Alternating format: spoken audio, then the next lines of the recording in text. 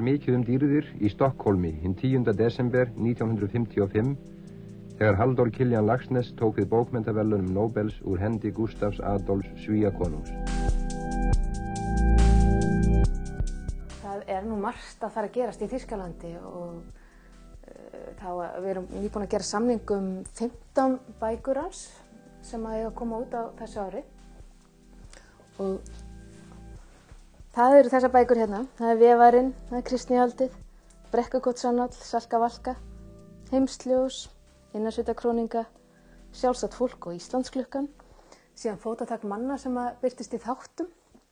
Svo er Guðsgjafaþula, Paradísarheimt og 7 töframenn, Atómstöðin og Ungfrúin góða á húsið. Síðan seinna árinu ætlaði að gefa út Alþýðubókina líka og safn ritgerða.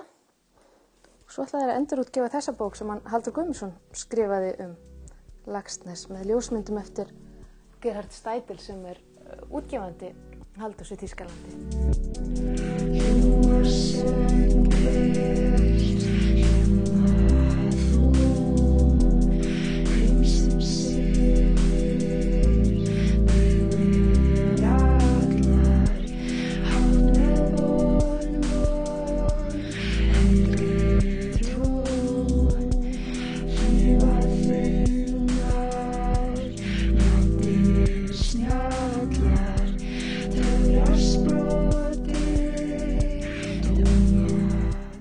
Við höfum í gegnum tíðina, þá höfum við kennt Sjálfstætt fólk alla bókina sem hefur verið alveg rosalega skemmtilegt. Síðan fyrir nokkrum árum að þá ákváðum við að kenna Íslandsklukkuna á meðan við værum að fara yfir tímabil sem kallast lærdómsöldin og taka Íslandsklukkuna sem gerist á 17. öld til þess að svona reyna að gera þessa öld lærdómsöldina meira svona lifandi fyrir nemendum. Og það hefur bara mælst mjög vel fyrir hjá krökkunum. Þau hrífast mjög af ýmsu í henni. Auðvitað má segja að það hafa orðið kannski smá kynslóðaskipti í áranna rás, að kannski eldri kynslóðin í Þýskalandi þekkir Laxness meira en svo yngri. En við þessu ætlar Steidl Forlag að bregðast, af því það náttúrulega elskar þennan höfund og ætlar meðal annars að breyta öllum kápunum á verkum Laxness í þá átt að færa það nær yngri kynslóðum. Heim til Íslands kom Halldór Kiljan með Gullfossi.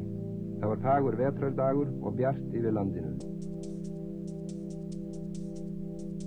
Á hafnarbakkanum í Reykjavík safnaðist mannfjöldi saman til að fagna skáldinu, sem látið hafði nafn Íslands heyrast heim allan.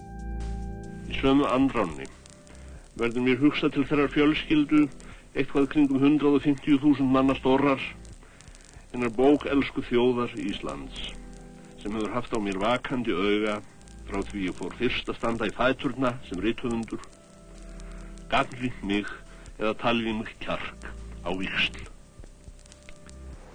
Halldór Laxness er fyrir mér sem kennari og mannesku, hans virði fyrir mér er þannig að í þá veru að hann í sínu verkum, honum tekst að búa til brýr til okkar þjóðfélags, bæði til dæmis eins og í Íslandsklukkunni á 17. öld og í Sjálfstæðu fólki aldamótin 1900. Það er að segja að hann býr til þessar brýr, þannig við getum tengt okkur við fólkið okkar þá, sem er mjög dýrmætt fyrir okkur. Og svo í mínum huga er hann líka mikilvægur fyrir það hvernig honum tekst að skapa persónur sem að kveikja á okkur einhvern veginn okkar tilfinningum á þann hátt að þetta eru svona persónur sem eru einhvern veginn sígildar og eilífar og einhvern veginn margt í þeim er líka í sálu nútímafólksins og þannig að það eru þessar tengingar, sögulegu tengingar og svo líka þessar einstaklingstengingar sem að mér finnst þeirra hans aðal kannski eða hvað svo má segja.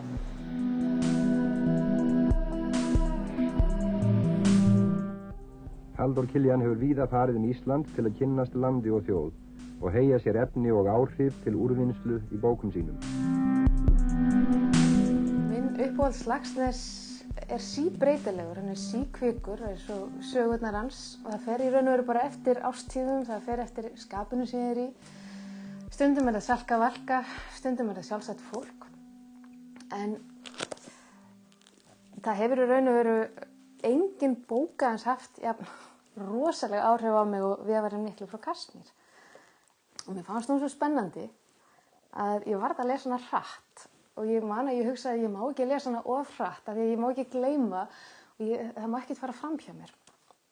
Og síðan þegar dregur að lokum og ég sé að Steinn Elli ætlar að taka þessa að mér fannst hræðilega sjálfselsku ákvörðun, þá varð ég svo reið að ég tók bókina og ég grýtti henni í vegginn hinum megin í herberginu þannig að hún rifnaði í tætlur og ég var reið við Stein Elli mjög lengi.